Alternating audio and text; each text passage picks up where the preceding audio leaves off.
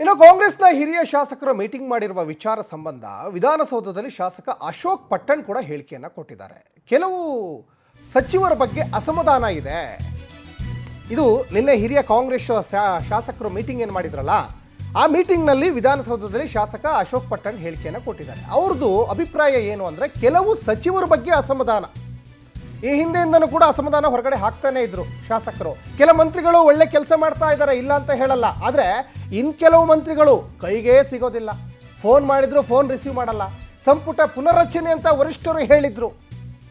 ಅದಕ್ಕಾಗಿ ಹೊಸಬರಿಗೊಂದು ಅವಕಾಶ ನೀಡಬೇಕು. ನಾವು ಕೂಡ ಕಾಯ್ತಾ ಇದ್ದೀವಿ, ನಮಗೊಂದು ಅವಕಾಶ ಸಿಗುತ್ತೆ ಈ ಅವಧಿಯಲ್ಲೇ. ನಾವು ಶೀಘ್ರದಲ್ಲೇ ದೆಹಲಿಗೆ ಹೋಗ್ತಾ ಇದ್ದೀವಿ. ಹೈಕಮಾಂಡ್ ಲೀಡರ್ಸ್ನ ಭೇಟಿ ಮಾಡಿ ಚರ್ಚೆ ಮಾಡ್ತೀವಿ. ಇದು ಅಶೋಕ್ ಪಟ್ಟಣ್ ಅವರ ಹೇಳಿಕೆ. ಯಾಕಂದರೆ ನಾವು ಹಿರಿಯರಲ್ವಾ, ಪಕ್ಷಕ್ಕೋಸ್ಕರ ದುಡಿದಿದ್ದೀವಿ. ಸಾಕಷ್ಟು ವರ್ಷಗಳಿಂದ ಕಾಂಗ್ರೆಸ್ ಪಕ್ಷದಲ್ಲಿ ನಾವು ದುಡಿತಾ ಇದ್ದೀವಿ. ಪಕ್ಷ ಇವತ್ತು ಅಧಿಕಾರಕ್ಕೆ ಬರಲಿಕ್ಕೆ ನಮ್ಮದೂ ಒಂದು ಅಳಿಲು ಸೇವೆ ಇದೆ, ನಮಗೊಂದು ಅವಕಾಶ ಕೊಡಿ ಅಂತ ಅಶೋಕ್ ಪಟ್ಟಣ್ ಅವರ ಒಂದು ಬೇಡಿಕೆ. ಅಸಮಾಧಾನ ಇದೆ ಎಲ್ಲರ ಬಗ್ಗೆ, ಎಲ್ಲ ಕೆಲವ್ರ ಬಗ್ಗೆ ಅಸಮಾಧಾನ ಇದೆ. ಎಲ್ಲ ಮಂತ್ರಿಗಳು ಚೆನ್ನಾಗಿ ಕೆಲಸ ಮಾಡ್ತಾ ಅಂತೇನಿಲ್ಲ, ಅರ್ಧಕ್ಕರ್ಧ ಜನ ಚೆನ್ನಾಗಿ ಕೆಲಸ ಮಾಡ್ತಾರೆ. ಸರ್ಕಾರಕ್ಕೆ ಒಳ್ಳೆ ಕೆಲಸ, ಒಳ್ಳೆ ಹೆಸರು ತರಕ್ಕೆ ಅವರು ಪ್ರಯತ್ನ ನಡೆಸಿದ್ದಾರೆ. ಇನ್ನು ಕೆಲವು ಮಂತ್ರಿಗಳು ಯಾರ ಕೈಗೂ ಸಿಗಲ್ಲ, MLA ಕೈಗೆ. ಅದರಿಂದ ನಮ್ದೇನೋ ಇದಂದ್ರೆ ಹೈಕಮಾಂಡ್ ಅವ್ರು ಹೇಳಿದ್ರು, ಎಲ್ಲರಿಗೂ ಹೇಳಿದ್ರು, ಅದೇ ಮುಚ್ಚುಮರ ಇಲ್ಲ. 2.5 ವರ್ಷ ಆದ್ಮೇಲೆ ರೀಶಫಲ್ ಮಾಡಿ ಎಲ್ಲರಿಗೂ ಅವಕಾಶ ಕೊಡ್ತೀನಿ ಅಂತ ಹೇಳಿದ್ರು. ಆದ್ರಿಂದ ನಮ್ಗೆಲ್ಲ 2.5 ವರ್ಷ ಆಗೋಯ್ತು, ಈಗ ಅಲ್ಲಿ 3 ವರ್ಷ ಆಗ್ತಾ ಬಂತು.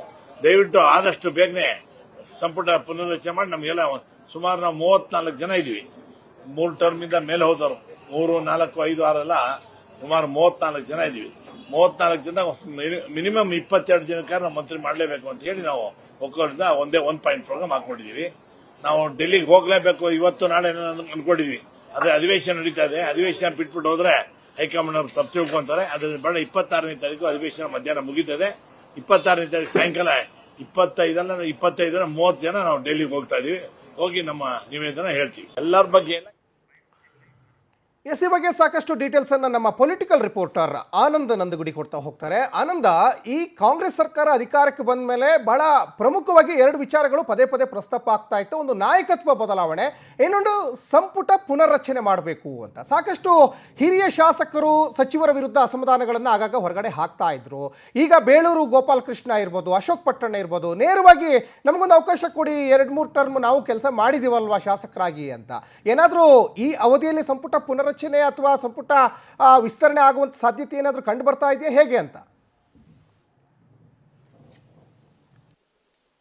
ಪ್ರಮುಖವಾಗಿ ಈಗಾಗಲೇ ಹಿರಿಯ ಶಾಸಕರೆಲ್ಲರೂ ಕೂಡ ಒಂದು ಡಿನ್ನರ್ ಸಭೆಯನ್ನ ಮಾಡಿ ಪ್ರಮುಖವಾಗಿ ಸಂಪುಟ ಪುನರ್ರಚನೆ ಆಗಲೇಬೇಕು ಅನ್ನೋ ಒಂದು ಒತ್ತಡವನ್ನು ಹಾಕೋಕೆ ನಿರ್ಧಾರವನ್ನ ಮಾಡ್ಕೊಂಡಿರ್ತಕ್ಕಂಥದ್ದು. ಸೋಮವಾರ ಈ ಸಂಬಂಧವಾಗಿ CM DCM ಇಬ್ಬರನ್ನು ಕೂಡ ಭೇಟಿ ಮಾಡಿ 26ನೇ ತಾರೀಕು ದೆಹಲಿಗೆ ಹೋಗ್ತಕ್ಕಂಥ ಒಂದು ನಿಟ್ಟಲ್ಲೂ ಕೂಡ ಬಹಳಷ್ಟು ಒಂದು ಪ್ಲಾನ್ ಅನ್ನ ಮಾಡ್ಕೊಂಡಿದ್ದಾರೆ. ಇವರ ಒಂದು ಅಜೆಂಡಾ ಇರತಕ್ಕಂಥದ್ದು ಒಂದೇ, ನಾಯಕತ್ವ ಬದಲಾವಣೆ ನೀವೇನಾದ್ರೂ ಮಾಡ್ಕೊಳ್ಳಿ, ಆದ್ರೆ ನಮಗೆ 2.5 ವರ್ಷದ ನಂತರ ಒಂದು ಸಂಪುಟ ಪುನರ್ರಚನೆ ಮಾಡ್ತೀವಿ ಅನ್ನೋ ಒಂದು ಅವಕಾಶ, ಒಂದು ಮಾತನ್ನ ಕೊಟ್ಟಿದ್ರೆ ಅದರಂತೆ ನಡೆದುಕೊಳ್ಳಿ ಅನ್ನೋ ಒಂದು ಡಿಮ್ಯಾಂಡ್ ಅನ್ನ ಈ ಒಂದು ಶಾಸಕರು ಇಡ್ತಾ ಇರ್ತಕ್ಕಂಥದ್ದು. ಹೀಗಾಗಿ ಪ್ರಮುಖವಾಗಿ ಹಾಲಿ ಇರ್ತಕ್ಕಂಥ ಒಂದು ಸಚಿವರೇನಿದ್ದಾರೆ ಇವರ ಒಂದು ಕಾರ್ಯವೈಖರಿ ವಿರುದ್ಧವೂ ಕೂಡ ಬಹಳಷ್ಟು ಶಾಸಕರು ಅಸಮಾಧಾನಗೊಂಡಿರ್ತಕ್ಕಂಥದ್ದು.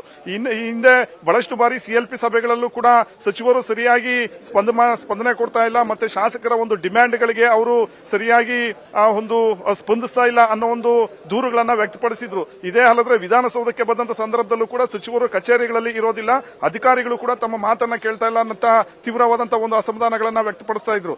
ಈಗ ಅವರ ಅಸಮಾಧಾನದ ಕಟ್ಟೆನೂ ಕೂಡ ಹೊಡೆದಿದೆ ಅಂತಾನೆ ಕಾಣುತ್ತೆ. ಹಾಗಾಗಿಯೇ 3ಕ್ಕಿಂತ ಹೆಚ್ಚು ಬಾರಿ ಗೆದ್ದಂತ ಒಂದು ಶಾಸಕರೇನಿದ್ರೆ ಇವರು 35ಕ್ಕೂ ಹೆಚ್ಚು ಶಾಸಕರು ಒಂದು ಸಭೆಯನ್ನ ಸೇರಿ ಪ್ರಮುಖವಾಗಿ ಸಂಪುಟ ಪುನರ್ರಚನೆ ಆಗಬೇಕು, ಕನಿಷ್ಠ ಒಂದು 20 ಹಿರಿಯ ಶಾಸಕರಿಗೆ ಸಂಪುಟದಲ್ಲಿ ಅವಕಾಶವನ್ನ ಮಾಡಿಕೊಡ್ಬೇಕು ಅನ್ನೋ ನಿಟ್ಟಿನಲ್ಲಿ ಡಿಮ್ಯಾಂಡ್ ಅನ್ನು ಇಡೋದಕ್ಕೆ ಮುಂದಾಗಿರ್ತಕ್ಕಂಥದ್ದು. ಹಾಗಾಗಿ ಮುಂದೆ ದೆಹಲಿ ನಾಯಕರನ್ನು ಕೂಡ ಭೇಟಿ ಮಾಡಿ ಅವ್ರಿಗೂ ಕೂಡ ಇಲ್ಲಿ ನಡೀತಾ ಇರತಕ್ಕಂಥ ಒಂದು ಬೆಳವಣಿಗೆಗಳು ಹಾಗೆ ಸಚಿವರ ಒಂದು ಕಾರ್ಯವೈಖರಿ ಏನಿದೆ ಇದ್ರ ಬಗ್ಗೆನೂ ಕೂಡ ಒಂದು ಕಂಪ್ಲೇಂಟ್ ಅನ್ನ ಕೊಟ್ಟು ಆದಷ್ಟು ಬೇಗ ಪುನರ್ರಚನೆ ಮಾಡುವಂತೆ ಒಂದು ಗ್ರೀನ್ ಸಿಗ್ನಲ್ ಪಡೆದುಕೊಳ್ಳೋದಕ್ಕೂ ಕೂಡ ದೆಹಲಿಗೆ ಹೋಗೋದಕ್ಕೆ ತೀರ್ಮಾನವನ್ನ ಮಾಡ್ಕೊಂಡಿದ್ದಾರೆ. ಮತ್ತೊಂದು ಕಡೆ ಮುಂದೆ ಸ್ಥಳೀಯ ಸಂಸ್ಥೆಗಳ ಚುನಾವಣೆ ಬರ್ತಾ ಇದೆ. 2028ಕ್ಕೆ ವಿಧಾನಸಭಾ ಚುನಾವಣೆ ಕೂಡ ಎದುರಾಗ್ತಾ ಇರ್ತಕ್ಕಂಥದ್ದು. ಈ ಸಂದರ್ಭದಲ್ಲಿ ಇಂಥ ಒಂದು ನಾಯಕರ ಒಂದು ಮುಂದಾಳತ್ವದಲ್ಲಿ ಚುನಾವಣೆಗೆ ಹೋದ್ರೆ ಗೆಲ್ಲೋದಕ್ಕೆ ಭಾರಿ ಕಷ್ಟ ಆಗುತ್ತೆ. ಜೊತೆಗೆ 28ಕ್ಕೆ ಚುನಾವಣೆ ಇಲ್ಲಿ ಗೆಲ್ಲಬೇಕಾದ್ರೆ ಪ್ರಮುಖವಾಗಿ ಹೊಸಬರಿಗೆ ಅವಕಾಶವನ್ನ ಮಾಡಿಕೊಡಬೇಕು ಅನ್ನೋ ಒಂದು ಡಿಮ್ಯಾಂಡ್ ಅನ್ನ ಇವರು ಇಟ್ಟಿರ್ತಕ್ಕಂಥದ್ದು. ಹಾಗಾಗಿ ನಿನ್ನೆ ಸುಮಾರು 30 ಹಿರಿಯ ಶಾಸಕರು ಸಭೆ ಸೇರಿ ಸಂಪುಟ ಪುನರ್ರಚನೆಗೆ ಡಿಮ್ಯಾಂಡ್ ಅನ್ನ ಮಾಡಿದ್ದಾರೆ. ಇದೇ 26ನೇ ತಾರೀಕು ದೆಹಲಿಗೆ ಹೋಗೋದಕ್ಕೂ ಕೂಡ ಒಂದು ಪ್ಲಾನ್ ಮಾಡ್ಕೊಂಡಿದ್ದಾರೆ. ಸಂಪತ್, ಧನ್ಯವಾದ ಆನಂದ್ ತಮ್ಮೆಲ್ಲ ಡೀಟೇಲ್ಸ್ಗಾಗಿ.